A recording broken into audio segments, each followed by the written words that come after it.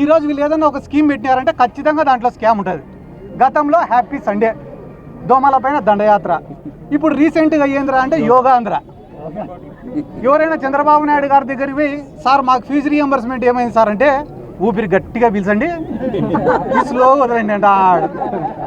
నిన్న యోగాంధ్రాకు ఎంత ఖర్చు పెట్టినారన్నా? ఇప్పుడు ఎంత అప్డేట్లో ఉంటారు చూడండి మీరే జనాలు. 300 కోట్లు ఖర్చు పెట్టి ఆడపోయి చూసే మ్యాట్లు లేవు, యోగా ఆసనాలు వేసేటోళ్ళు లేరు, ఏపించేటోళ్ళు లేరు. ఈరోజు నువ్వే పోయి ఆ రిషికొండకు చూస్తే కానీ ప్యాలెస్ ఆడనే ఉందా లేదా, ప్రభుత్వం పేరు పైనే ఉందా లేదా? మళ్ళా ఎవరైనా ఇదే జిల్లాలో చెప్తాను అన్న, నేను పోలవరం కట్టనీకే డబ్బు ఖర్చు పెడితే అదో రకం, కానీ చంద్రబాబు నాయుడు గారు పోలవరాన్ని చూడనీకే 100 కోట్లు ఖర్చు పెట్టినాడు. దీని గురించి ఏ ఒక్క ప్రజా సంఘాలు, మేధావులు, మీడియా ఛానళ్ళు ఎందుకన్నా చర్చ జరగడంలో ఈరోజు రాష్ట్రంలో.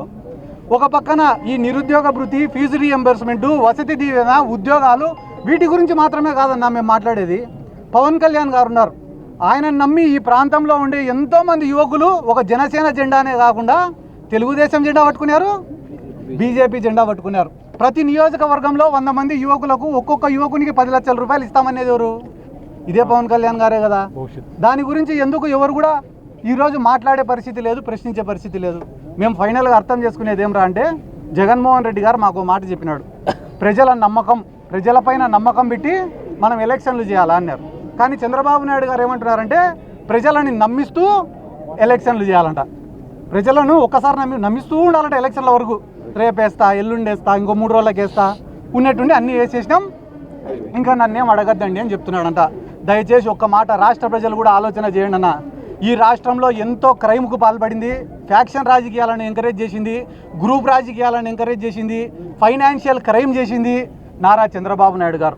2 ఎకరాలతో మొదలైన ఆయన ప్రస్థానం ఈరోజు 2 లక్షల కోట్లకు పడగలెత్తింది.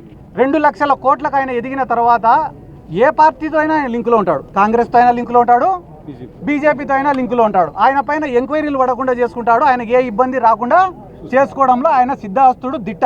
కానీ ఆయన జీవితంలో ఒకే ఒక్కడు ఆయన చేసిన తప్పులను ప్రశ్నించినాడు. ఎవర్రా అంటే జగన్మోహన్ రెడ్డి. చంద్రబాబు నాయుడు గారు మీరు చేసింది తప్పు, మీరు చేసినది అవినీతి, మీరు చేసింది దోపిడీ, ఎన్నో హత్యా రాజకీయాలు మీరు చేసినారని చెప్పి ప్రశ్నించి ఆయన పైన స్కిల్ డెవలప్మెంట్ కేసులో ఆయన 52 రోజులు జైల్లో వేస్తే ఏ రకంగా చిత్రీకరించినారు తెలుసా అన్న? ఒక నెల్సన్ మండేలా, ఒక మహాత్మా గాంధీ, ఒక భగత్ సింగ్ని ఎత్తుకపోయి 50 రోజులు లోపల వేసినట్టు బిల్డప్ బయట. 2 లక్షల కోట్ల అవినీతి చేసిన వాడిని లోపల వేసాడని ఏ ఒక్కడు కూడా మాట్లాడలే అన్న.